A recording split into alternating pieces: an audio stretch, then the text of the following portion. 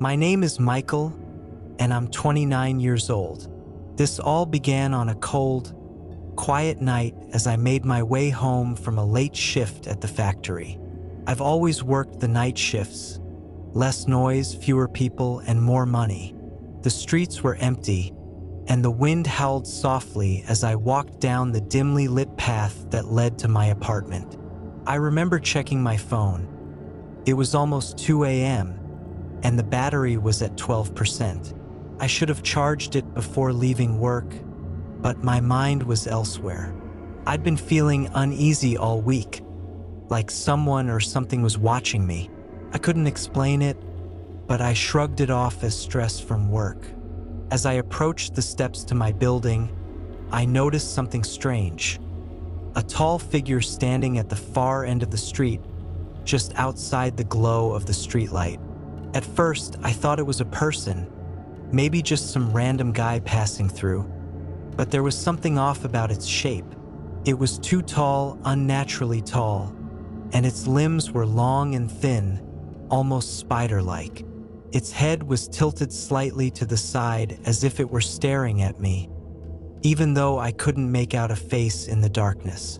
I tried to ignore it and quicken my pace, hurrying up the stairs and into the building.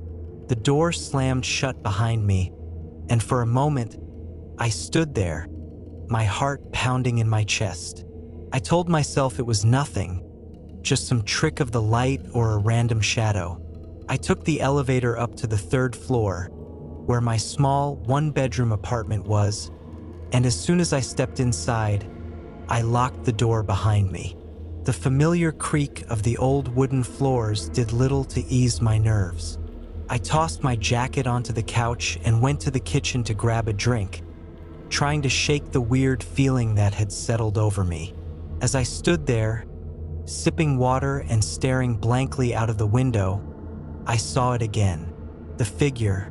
It was standing across the street now, closer, still just beyond the reach of the street lamp. My blood ran cold. I dropped the glass, shattering it against the floor, but I didn't care. How had it gotten there so fast? It wasn't moving, just standing there, watching me. I could feel it. My breath quickened, and I grabbed my phone to call the police, but of course, there was no signal. I cursed under my breath, anxiety clawing at my insides as I backed away from the window, keeping my eyes on the thing outside. Suddenly, the lights flickered. Once, twice, then went out completely, plunging the apartment into darkness. Panic surged through me as I scrambled to find a flashlight. My hands were shaking as I fumbled through the drawer, finally finding it. I switched it on and swept the beam around the room. Nothing. I was alone, but that feeling of being watched only grew stronger. I couldn't stay here. I grabbed my keys and my jacket and made for the door, but just as I reached for the handle, I heard a noise, a soft scraping sound, like something dragging against the walls outside my apartment. My heart pounded in my ears as I stood there, frozen in place. The sound grew louder, closer, until it was right outside my door. I slowly backed away, the flashlight shaking in my hand. Then, without warning, the door began to creak open. Not slowly, not gradually. It opened with a violent jerk, as if something had pushed it from the other side. And there it was, the figure. It was in my apartment now, towering over me, its limbs impossibly long and thin, its head still tilted at that unnatural angle. But now, in the dim glow of my flashlight, I could see it more clearly. Its skin was pale, almost translucent, stretched tightly over its bony frame. It had no eyes, no mouth, just smooth, featureless skin where its face should have been. Yet I could feel its gaze boring into me, cold and malevolent. I backed up until my back hit the wall, my mind racing for any possible escape. The thing stood there, unmoving, filling the doorway with its grotesque presence. Then it took a step forward, its long, spindly legs bending at odd angles as it moved toward me. I raised the flashlight higher, shining it directly at the thing, but it didn't flinch. Its head tilted slightly, as if curious, and then it spoke. Not with words, not out loud, but directly into my mind. "You are mine." The voice was cold, emotionless, and it sent a wave of dread crashing over me. My body refused to move, paralyzed by fear. The thing reached out with one of its long, bony fingers, and I felt a sharp, icy pain shoot through my chest the moment it touched me. I gasped, clutching at my heart as the coldness spread, deep and invasive, as if it were sinking into my very soul. The figure leaned closer, and I could feel its presence pressing down on me, suffocating me. I knew in that moment that it wasn't here to kill me, not yet. It wanted something more. I could feel its dark energy wrapping around me, consuming me. But then, a spark of defiance flared up inside me. I wasn't going to let this thing win. I don't know where the strength came from, but I managed to break free of its paralyzing grip. I lunged forward, shoving the thing back with all the strength I had. It stumbled, its lanky body contorting in unnatural ways, and I took my chance. I bolted for the door, sprinting down the hallway toward the stairwell. Behind me, I could hear it moving, its limbs scraping against the walls as it gave chase. I didn't look back, couldn't. I reached the stairs and practically flew down them, taking 2-3 steps at a time. The whole building felt colder, darker, like the thing's presence had infected it. I could hear it gaining on me, the sound of its long limbs scraping against the metal railings as it descended after me. My heart was pounding, my legs burning, but I couldn't stop. Not now. I burst through the lobby doors and into the night, the cold air hitting me like a slap to the face. My car was parked across the street, but I didn't even think about getting to it. I knew there was no time. I ran, as fast and as far as I could, down the empty streets, my breath coming in ragged gasps. I could still feel it behind me, but I didn't dare turn around. I could feel its presence, like a shadow looming over me, growing stronger the farther I ran. But I wasn't going to stop, couldn't stop. My lungs burned, and my legs screamed in protest, but I kept going, weaving through alleyways and cutting across empty lots. I didn't know where I was going, just that I had to get away from it. After what felt like hours, I finally stumbled into an old, abandoned warehouse on the outskirts of town. My legs gave out, and I collapsed onto the cold concrete floor, gasping for air. The place was dark, filled with rusting machinery and broken windows, but it felt like my only refuge. I pulled myself into a corner, my back against the wall, clutching the flashlight in my hand like it was the only thing keeping me tethered to reality. I sat there waiting, listening. For a long time, there was nothing. No scraping, no whispers, just silence. I don't know how long I sat there, my body trembling with exhaustion and fear. Hours passed, maybe more, but the thing never came. I waited, half expecting it to appear at any moment, but the warehouse remained empty.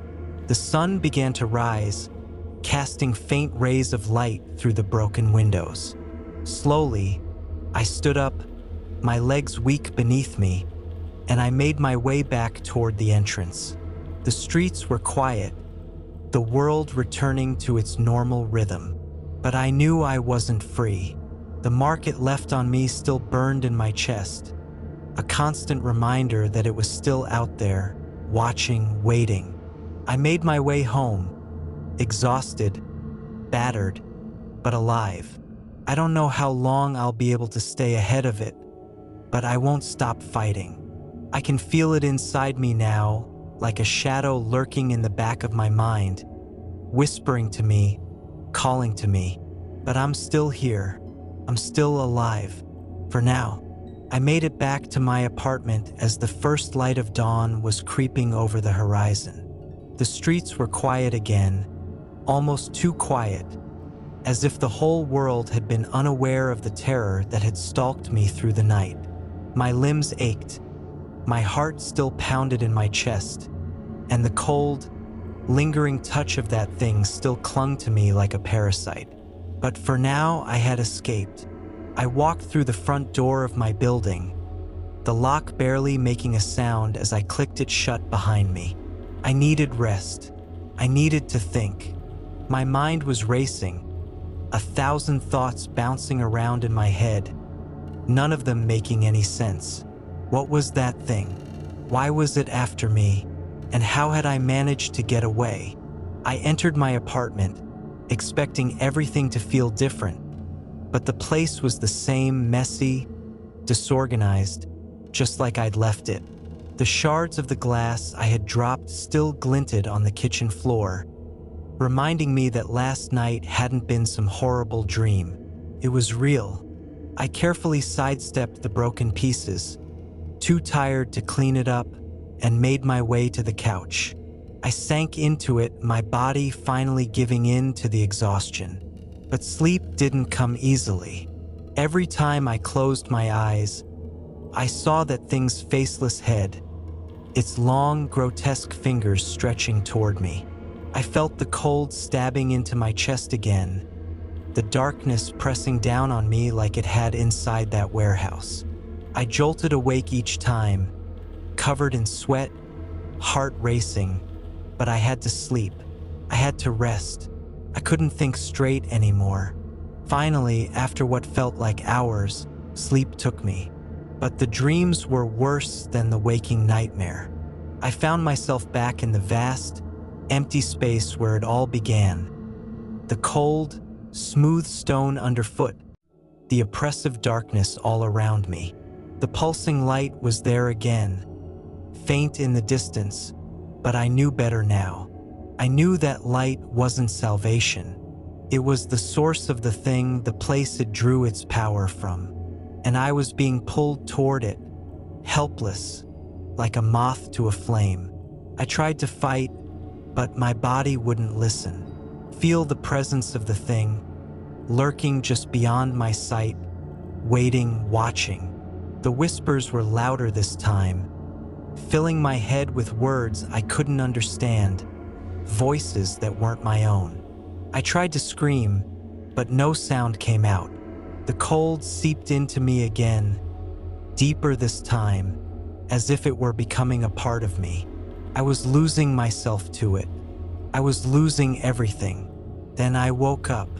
My body shot upright on the couch, drenched in sweat, my chest heaving as I gasped for air. The sun was gone again, replaced by the long shadows of another night. I had slept, but it hadn't been restful. The cold still lingered inside me, like a sickness that wouldn't go away. I glanced at my phone. It was almost midnight again. Time seemed to slip away from me, faster than it should. I sat there in the dark, trying to gather my thoughts, trying to figure out what the hell I was going to do next. I couldn't just keep running. That thing would catch me eventually. I needed to find out what it was and why it was after me. And most importantly, I needed to figure out how to stop it.